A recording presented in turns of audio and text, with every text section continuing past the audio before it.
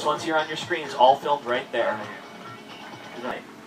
Mother from Psycho, a vengeful T-Rex from the Lost World Jurassic Park, and Dr. Seuss's beloved character, the Grinch. More recently, we've had a brand new NBC show called Growing Up Fit.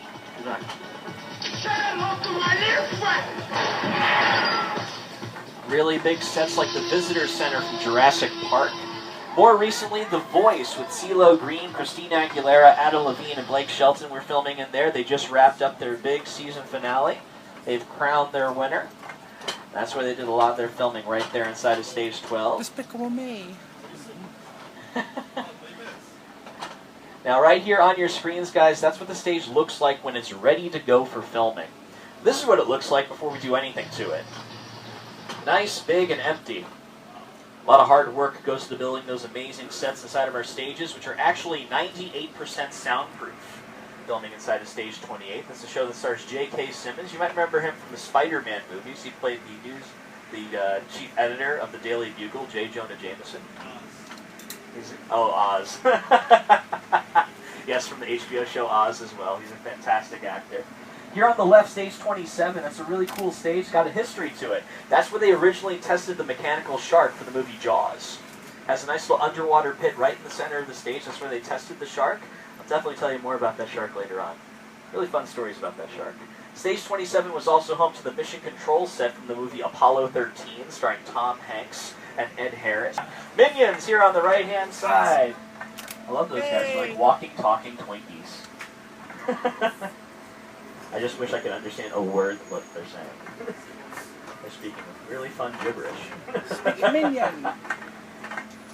Now, guys, here's where we're going to get really VIP. Directly in front of us, you'll see a normal tram with those normal guests. They get to go straight past these buildings. They get to wonder what goes on inside. Soon enough, we're going to wonder no more. We're going to take you right over inside of Soundstage 44. And that's a stage that's currently in use by a great NBC show of ours called Parenthood, starring Peter Krause, Lauren Graham, and Craig T. Nelson. That's the house we're going to be visiting today, in a way. What you're seeing there on your screens, that's actually the exterior set. That's elsewhere on our property, about a half-mile away. That's where they perhaps...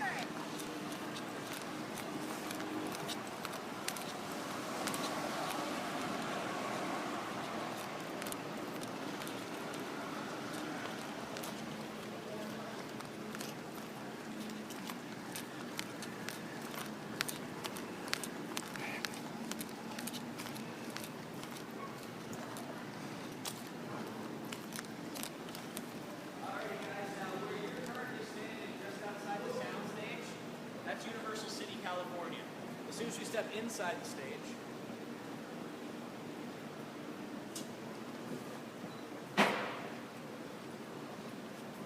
we are magically in Berkeley, California. We just went from SoCal to NoCal in no time at all. Magic of the movies happening right here. Now, Stage 44 also does have a bit of a history to it. This is where they filmed scenes for Alfred Hitchcock's The Birds with Tippi Hedren.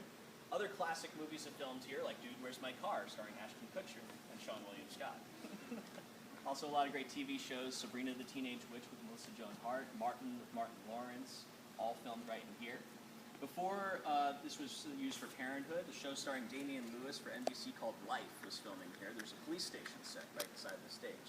Anything, anywhere, any time period, real, imaginary, anything can go down inside the stage. Now, you'll notice as I talk a little bit louder inside this big sound stage.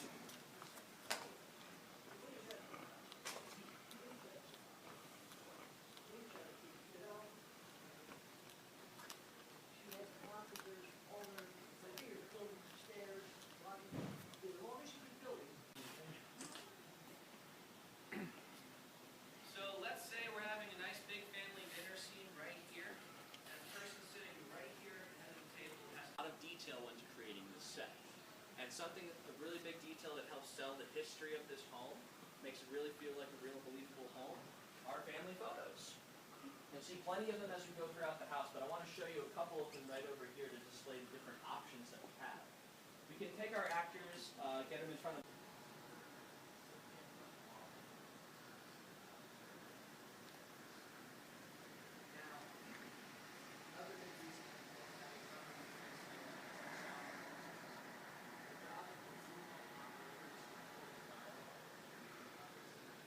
Nation. So we're coming back to it. You'll also see one of the Ferraris from Magnum PI. That's not a real Ferrari though. That's a Ferrari shell wrapped around a dune buggy with a Volkswagen engine.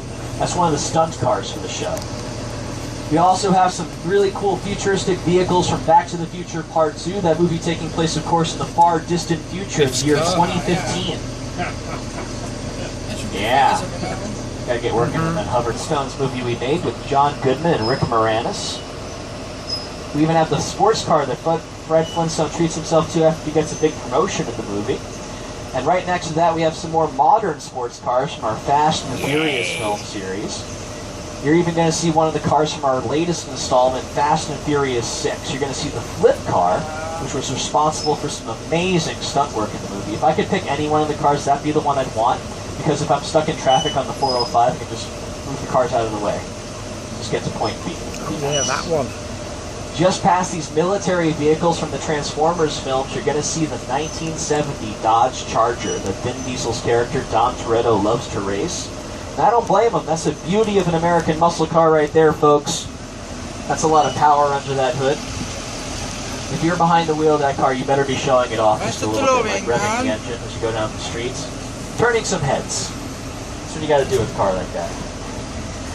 But we are going to press on, guys. We're going to take you past some of the set decorations and picture cars from the Jurassic Park series.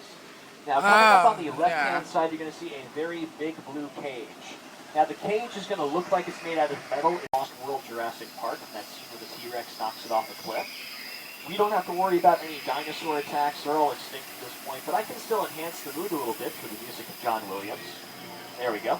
The music really brings everything to life, really creates an atmosphere, that environment, really pulls into the story that we're telling. Whoa!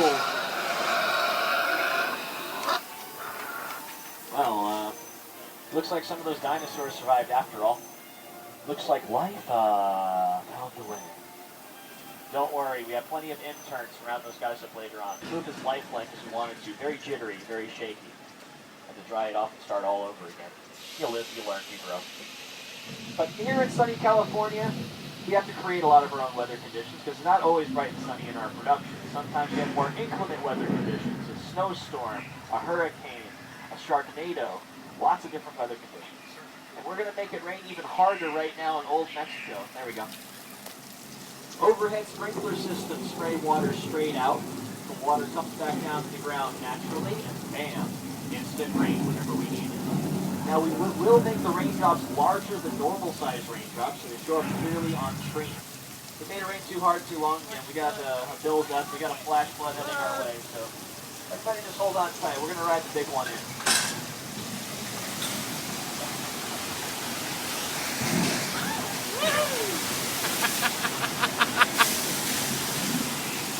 That's the result of thousands of gallons of water being pumped down the hill and recycled all the way back up to the top. It's And seawater, that water is also partially recycled from some of the drinking fountains over at Disneyland.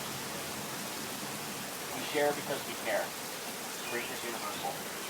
That flash flood effect may seem familiar to those of you who caught our 2002 comedy Big Fat Liars, starring Frankie Muniz, Amanda Bynes, and Paul Giamatti.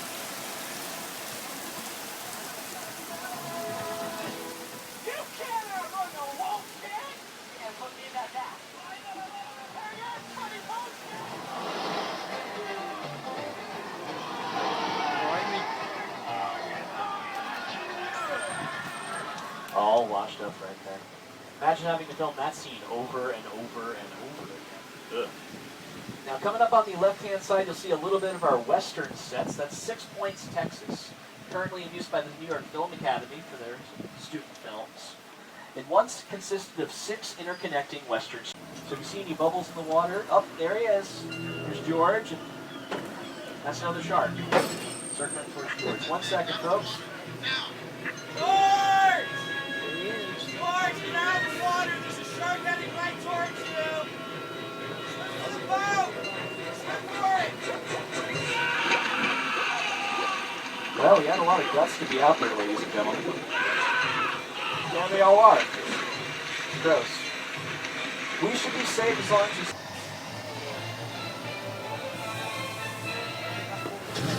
Now, I think we're actually safer from the shark right now. I think sharks don't want fire too much. doesn't mix well with water. They live in water, so it kind of makes sense in a weird way.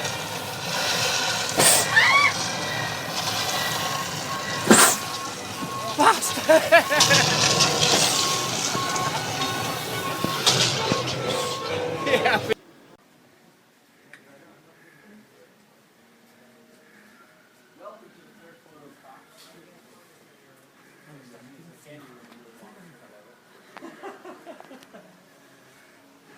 Now, we already have a star sighting.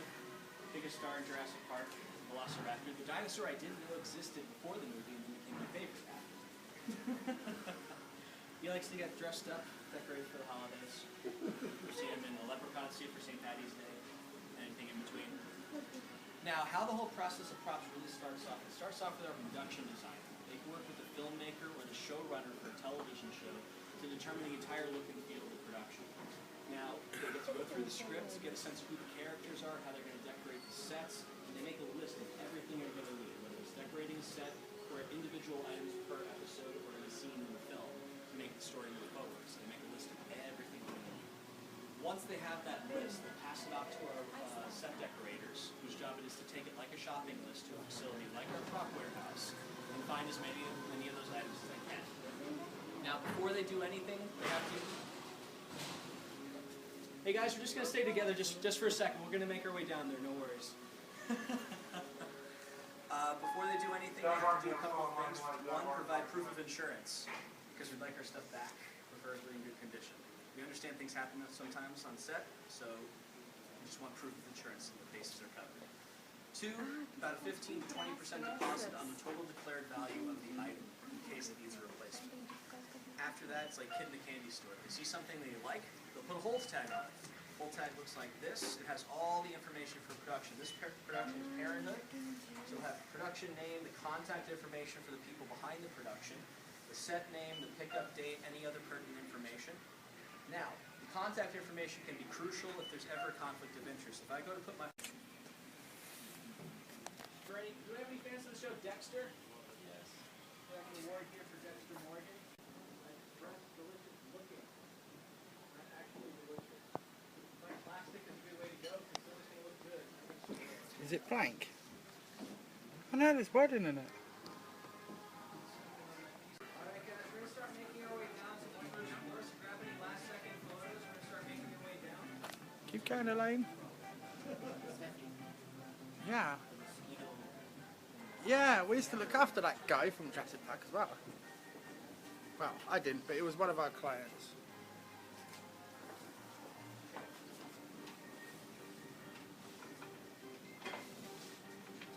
Come along, we're leaving. Yeah. You know us. Yeah, shut up. Waiting for one more here. Okay. Hey! Inside you'll see that golden sarcophagus with the lid chopped off. That was from the original 1932 production of The Mummy, Boris Karloff. Still here, most of the intact. Now, the reason that the nose isn't there is because we didn't know how big this whole movie was going to be in the early days. Right? We didn't know if we'd ever use these items again. Things happen.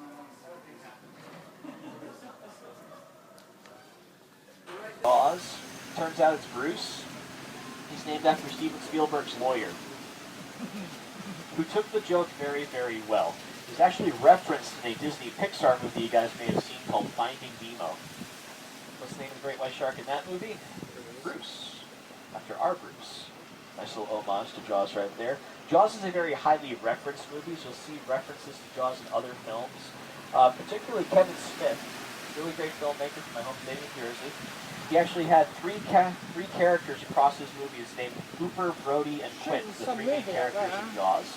Even had a nice little mock scene where they're parodying the scene where they're showing all the stars, how they got them, trying to one-up each other.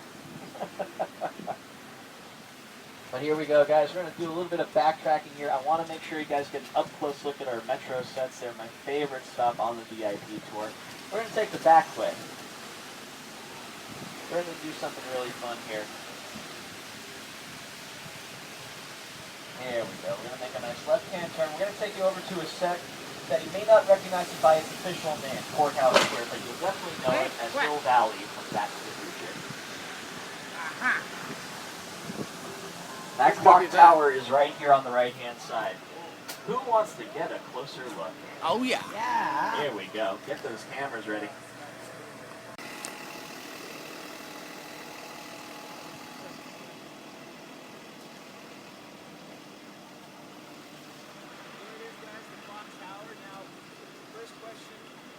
That's different. It's changed. No, the reason that the clock isn't there is that qualifies as a piece of set dressing. What you're looking at right now, for the most part, is a bare bones or undressed set. When we have a production film here, in fact, it looks like they're striking the area right now. They did have a new television show, Growing Up Fisher, filming here recently, just yesterday. So they're getting rid of all of that, so that when a new production comes, we found it.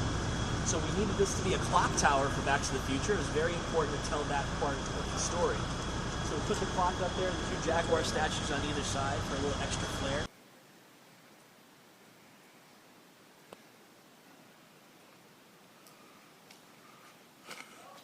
I'm coming. Yeah.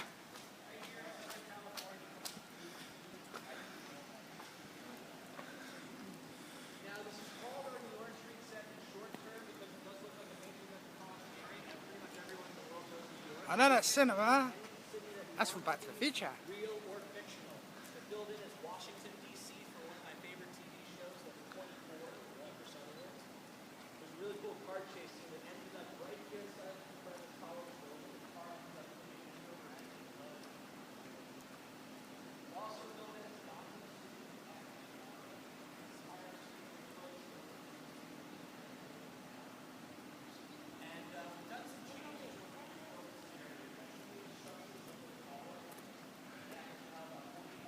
who tries to steal the formula.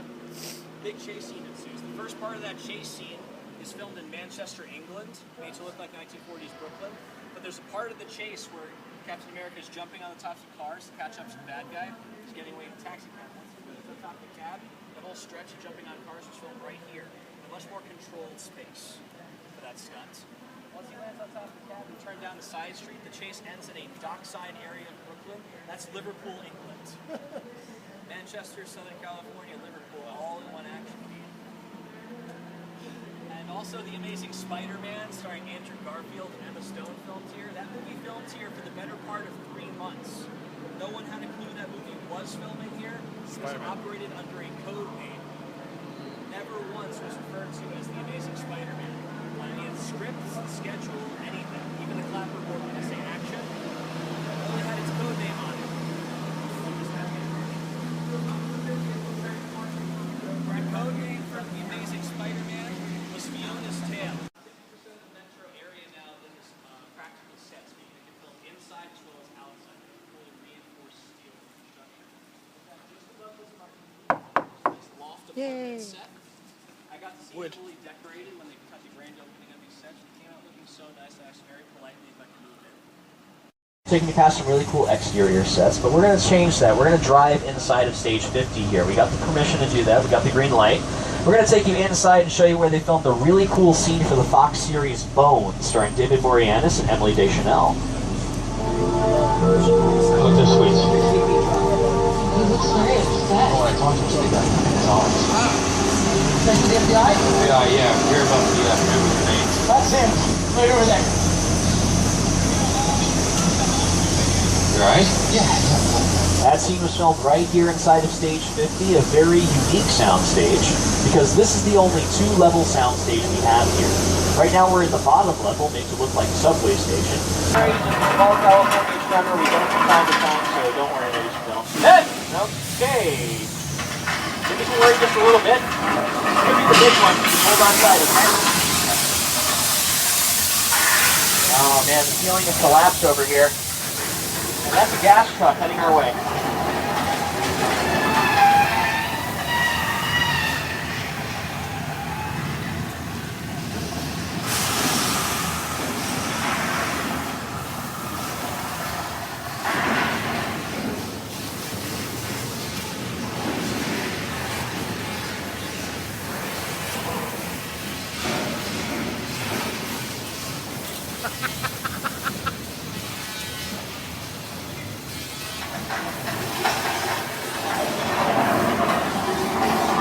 Oh man, guys, we got a train coming on the opposite track. That's gonna hit the brakes. You gotta stop, you're gonna crash. You gotta stop right now, you're gonna crash. Hit the brakes, brakes, brakes, brakes! Oh, it's right. Good news, the earthquake has stopped. Bad news, the water main is broken. This area is gonna flood up pretty quickly, so we're gonna work on getting out of here.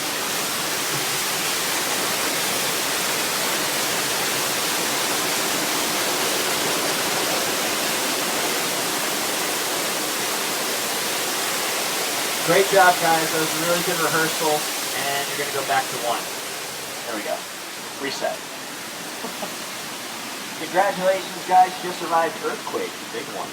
Now, that effect may seem familiar from an episode of Bone. In case you missed it, check out your monitors. Hey, it's a little weird. Wasn't expecting to see him today. I thought he was on a nice little mental vacation, if you get my drift. But, you know, maybe he's recovered. You never know.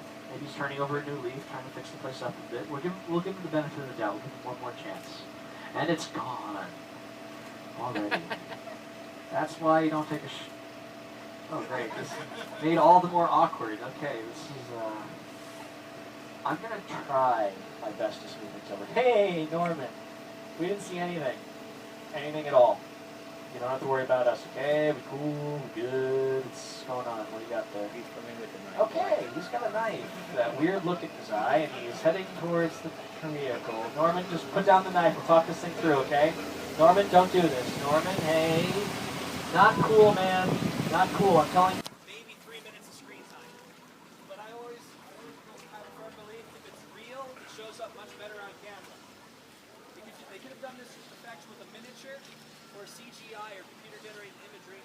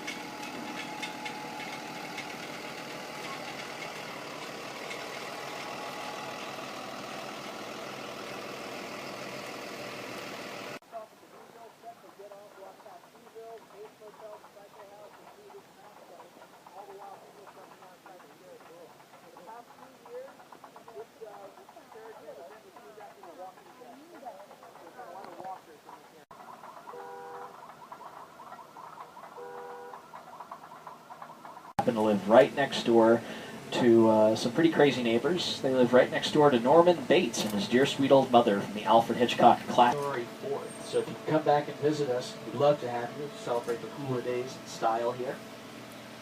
Now, it took 2 million linear feet of styrofoam to build all the sets of Whoville. We used enough artificial snow in the production to cover 9 football fields. And those Whomobiles you see there, they are actually drivable. They're golf cart chassis with fiberglass designs that fit right on top. I've always wanted to have a little go-kart race around the back lot. Windows going up. Thank you, John. I also have a working theory about those Whomobiles, and I hope it would pan out.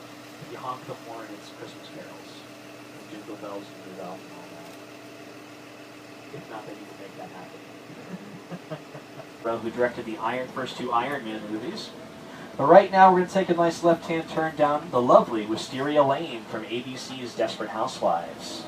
If there is one thing everyone in suburbia can appreciate, it's a good neighbor. Alrighty, our first housewife, Gabrielle, played by actress Eva Longoria. She lives here on the left-hand side, this nice big beige house here on the left.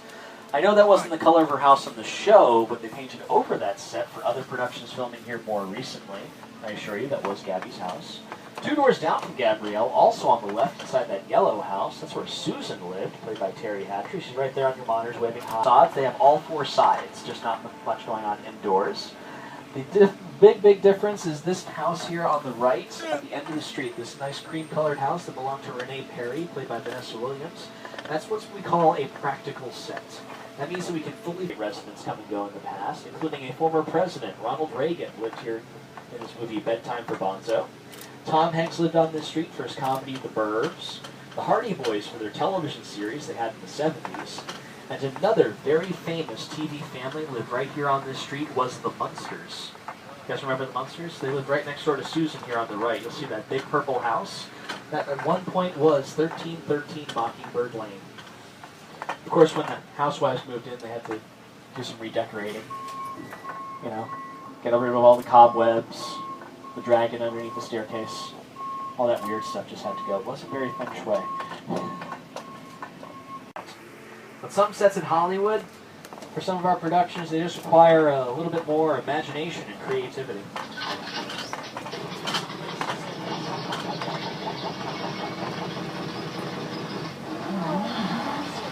Hey, Patty, please!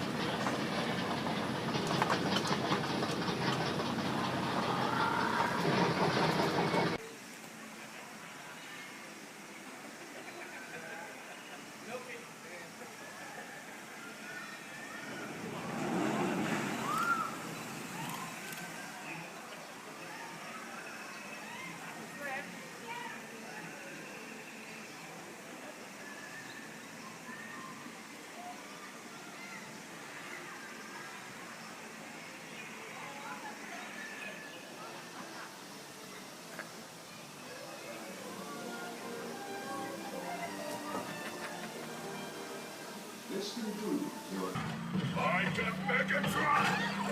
Keep going, Decepticons! Destroy them!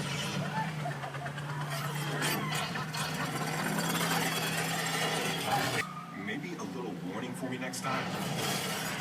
Fools! You can't escape Megatron! Reverse thrusters! Full blown!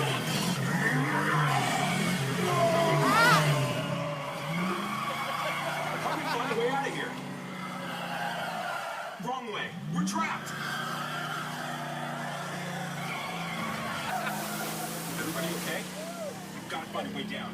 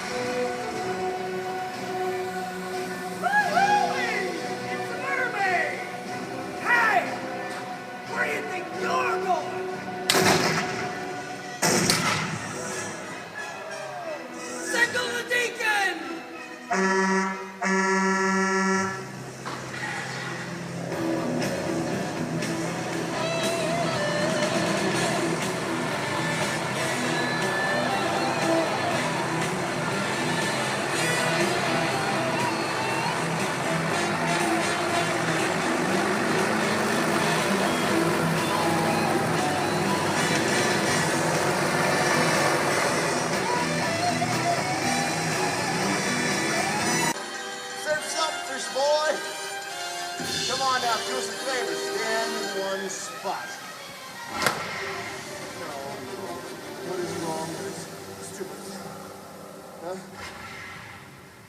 What was that? No.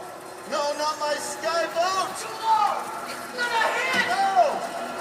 Adios, cousin!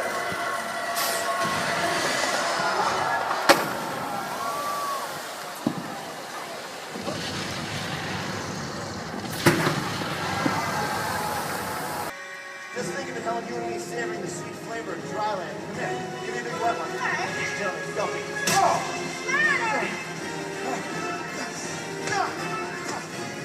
I don't think so. Come here, seconds.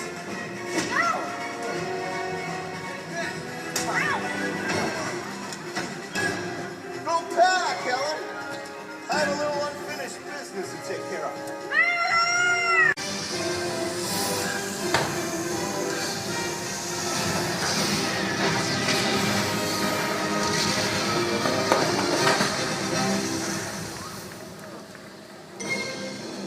Gentlemen, doing a spectacular fire dive from Castle our Englishman Paul Scott. On the boat from Saving Grace, the lovely Irene Kennedy. And from Agents of S.H.I.E.L.D., Mike Serlin. From the world premiere musical Petticoat Rules, my name's John Engmeyer. Thank you for coming, folks. Have a great day at Universal Entertainment Capital.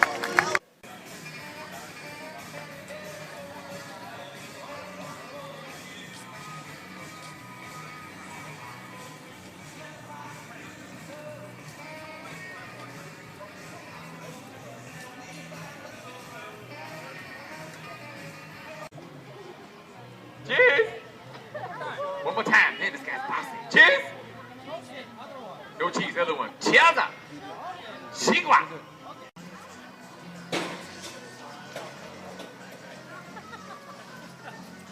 Now, how this ride works is similar to Transformers in that it's a motion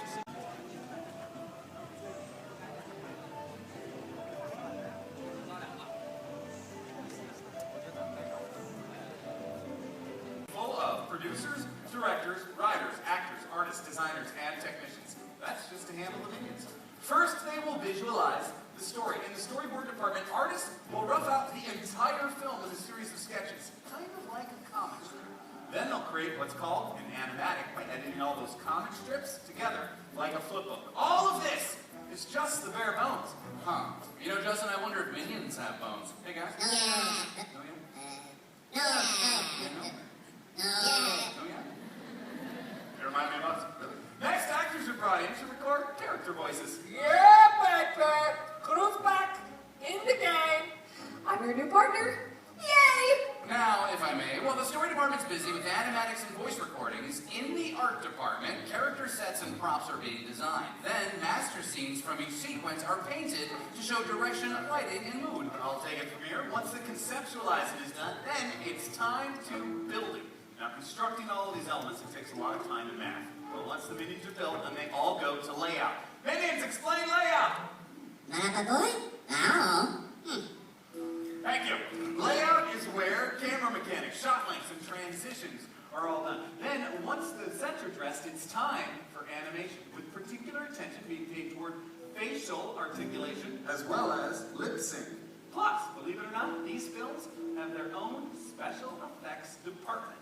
Everything in the scene that moves, but is not a character, is classified as a special effect, including fire and smoke or something as simple as water and wind. Then it's on to lighting and compositing, where virtual lights are added to the scene, and then finally, all the elements we've been talking about are composited together to form the finished shot, like you see right there. Plus, it's amazing how all the different parts of this process come together, from art and storyboards through layout and animation to final lighting and what Fred was just talking about, compositing.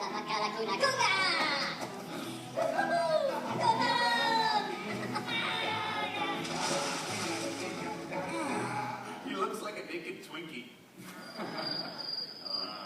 How about this? We have covered in just a few minutes what takes illumination over 1 million man-hours, or 1 million minions, 1 hour. Oh, that's pretty funny. Now take a look at these scenes from DM2 and see if you guys can spot the special effects elements that we've been talking about. Red, if that's right.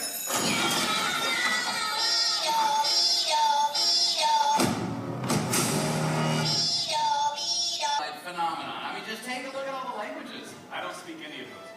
don't speak any either, but I read Australian right there. Impressive. Thanks. Hey, oh, catch up on aquí. Pretty cute. Adorable. Speaking of Jerry's parents, here to help us demonstrate mocap or motion capture, you all wanted him to be a part of the show. Welcome back, Jerry!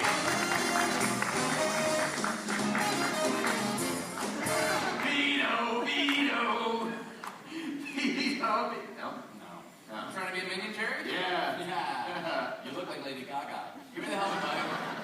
Where'd you get this from? My car. Really? Yeah. You put this back in Jerry's car and then burn Jerry's car? Thanks. Let's bring up the perimeter sensors. Stand in the center, Jerry. Each of these reflectors of Jerry's suit reflects light back through a camera to a sensor in a computer. That allows us to capture his movements. Let's put Jerry on the big screen, please, Red. Let's do it. And now, Jerry's on the big screen. All right, buddy, we're going to start simple. I want you to try a T-pose. T-pose, that just means put your arms out to your sides. Oh, I got that. Perfect. This technology is similar to technology you might have in a game system at home. The biggest difference That's what we're doing with Jerry. Everything you do can be seen on the 3 giant screens behind you, buddy. Is that true? Yeah. That's incredibly unfortunate. I'll tell you what, take your right hand. I want you to touch the tip of your nose for me. Use your other right hand, Jerry. We're 0 for 2. Yeah. Left. Yep. Right. Right. All right. Put your arms down. You can give me jumping jacks, run in place, keep moving while we talk. Hey, Justin, don't get me wrong, this is great, but do you have something more fun than a jumping jack stick figure? That's just step 1, Fred, and that's a digital skeleton. Step 2 is adding in a wire frame. Oh, okay. Step 3 is then applying a skin. We can use Jerry's movements for anything we want. King Kong, Mommy, the Hulk, or in this case, a holiday troll. A troll? Yeah. Mocap troll, Jerry troll, a regal troll. You've got a magic clock. Yes. We have the music for Jerry. Music? What, you want to take us to a club?